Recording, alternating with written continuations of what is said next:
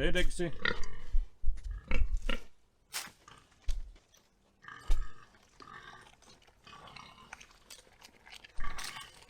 Collard greens.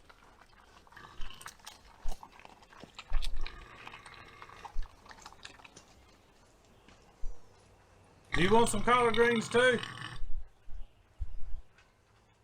Your mama gonna get you some collard greens. Yeah. Yeah. You're pregnant, mama. You're pregnant, mama.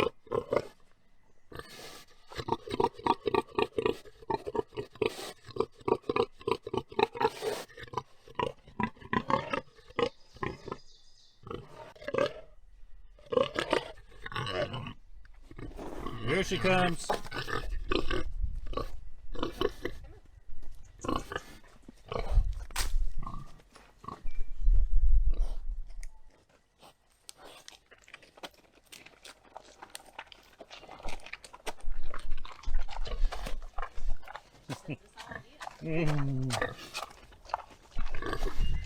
Welcome back to the Piney Woods Homestead, y'all. Thanks for stopping in. Those pigs were happy to get some stems from collard greens where we had processed some, and we thought we'd come down here to the garden and show you what we do for predator control. You'll notice there's a solar fence charger behind me. We run 3 strands, if you can see it over here. I just cut this thing off. We run 3 strands of this polywire, and it works out pretty good. Believe it or not, once we started using that last year, we started using it down here, we didn't have any more raccoons come in and start digging up tomato plants. We didn't have any deer coming in with just those simple 3 strands. And we don't have to spray nothing out here that stinks or anything like that, because we want our wildlife around, because, you know, we deer hunt too. We want them around in deer season, but we want to keep them out of the garden. But I thought we'd take you around and show you everything that we got done out here the other day planting it. We've got a row of black creme down through here. This row and this row both are majority Amish paste and some Tachi paste. And these last 2 rows are Celebrity, Homestead, and Red Snapper, and I think there was a few Tachis that I put on the end. So predominantly slicers, but with 2 rows of paste tomatoes. Because we'll do salsa, we'll do canned tomatoes, we'll do sauces.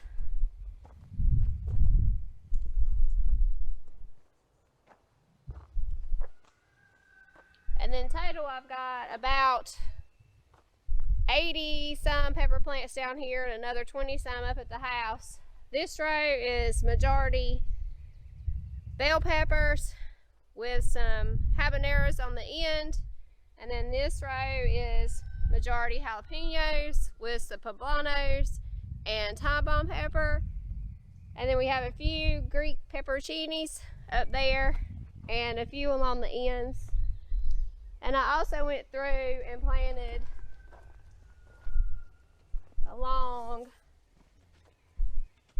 here, and then along each row on the other side with nasturtiums, which tomatoes love. They're great to bring in pollinators, and they also help keep pests down, squash bugs. It's good to repel that. We've got cucumbers in here, and squirrels and deer also don't like the smell of them, so that's another reason I put them on the perimeter of the plants. We've also got 4 rows of green beans, a couple rows of butter beans, or lima beans as most people call them, about a 50-foot row of red burgundy okra. We really like that. Cucumbers got planted the other day. We did all that from seed. And we've got a nice about 30 by 50 plot of ambrosia sweet corn that hopefully is going to do good this year.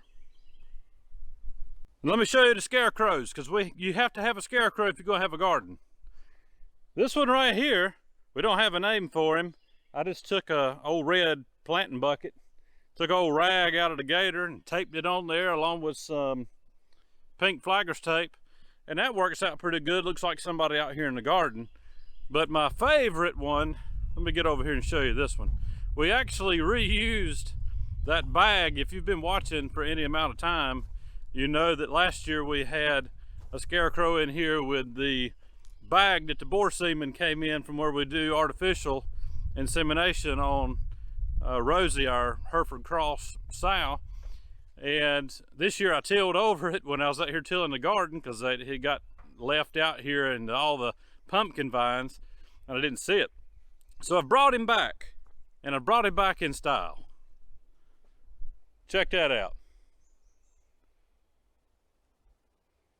He's definitely not faster than a speeding bullet. One other thing we do is, got an old turkey decoy up here. It's a hen, and I've just got it hooked to this 4x4 post, which are the corner posts for the garden fence, and an arrow strapped to it. Put a little bit more of that flagging tape on there, and hopefully that'll keep some of the crows out, because it kind of looks like a bird of prey. I don't know if it will or not, but we'll give it a shot. It looks pretty cool anyhow. Some people put owls up in the corners of their gardens, and we're supposed to have one, but I couldn't find it. But so far I planted a big patch of sunflowers outside the garden, and the doves have been finding those seeds and cracking them open one at a time. So I may be planting those again and planting them a little bit deeper. Now this works pretty good. Just use these little gate connectors, and you can take the fence down so you can get in and out of the garden easy without getting shocked if you don't want to turn that fence off. Because we're going to get in here and water everything. The first few days of a new garden, especially if you hadn't had any rain, you got to water everything. And so Lisa and I are going to tote some buckets of water back in here.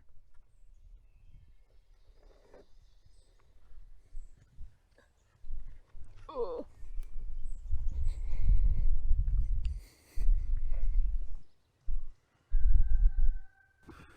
I was telling Lisa this was a whole lot easier 20 years ago.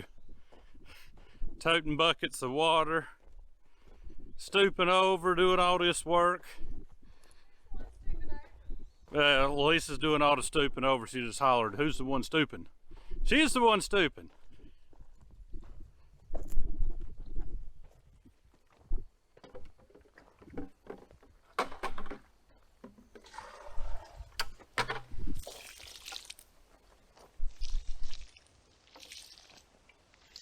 All right.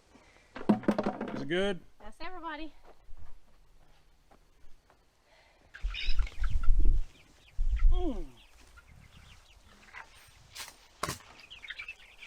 They did pretty good since I filled it up this morning.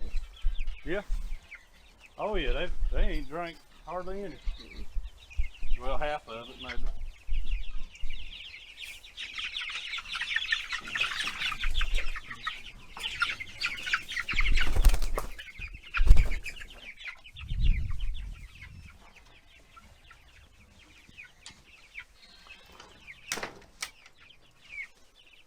Y'all, we're moving them every other day right now because they're really not big enough to move once a day. Plus, we're limited on grass. So we maximize our grass before we move them. And we leave it high. We decided to do that this year. Last year I mowed it. Shouldn't have done that. I should have just left it high. It's a little bit more of a matting for them. So it seems to be working out in a small space. If we had a big old field, we'd run them on shorter grass.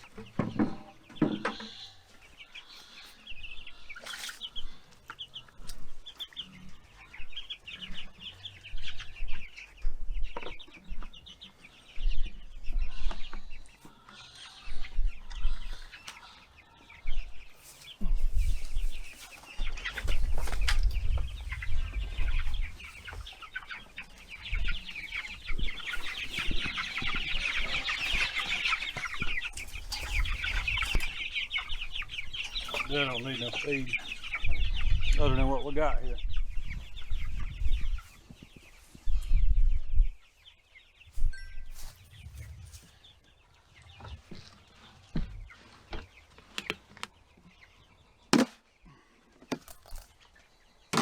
Y'all, we feed them a 21% protein, all plant-based feed.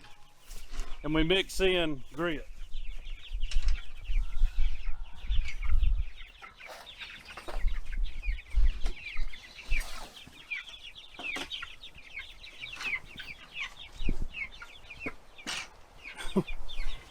The key to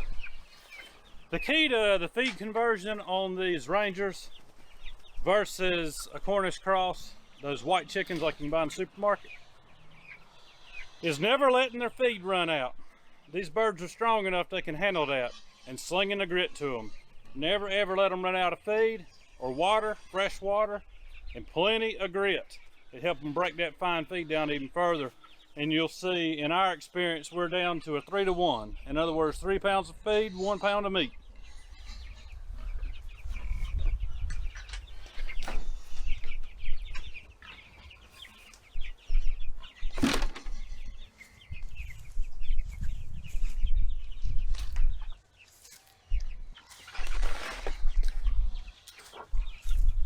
Oh, my gloves came out my pocket. I think I'll wear them to put this up. Yeah. Cut myself.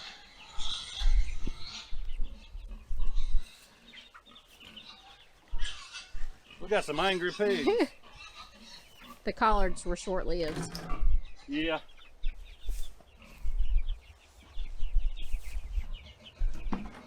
Y'all, and we do them up like Fort Knox around here because we're in the woods. We've got raccoons that would love to get in there and get them a bite of fried chicken before we can.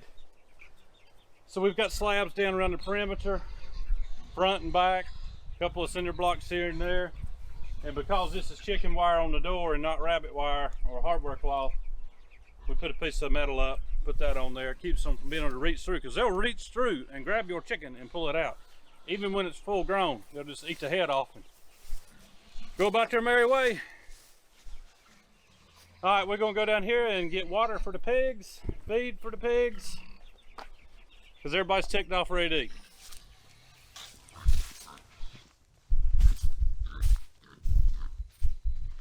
Here, buddy.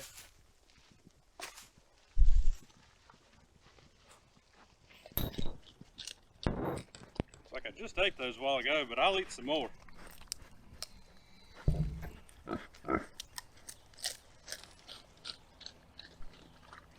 That's a collared eating hog right there. Or a hog eating collard. Come here, Bubba. Is that good? Is that good, Samson? Juicy. He knows the fence isn't off. Yeah. Alright, let's go get your feed. Alright, y'all, that's going to end it for us today at the Piney Woods Homestead. We've got to get these hogs fed. They're pretty ticked off, ready to eat. Guys, hit the like for us, subscribe if you hadn't, and if you have, y'all, we appreciate it. Y'all have a good day, a great week. We'll see you on the next video.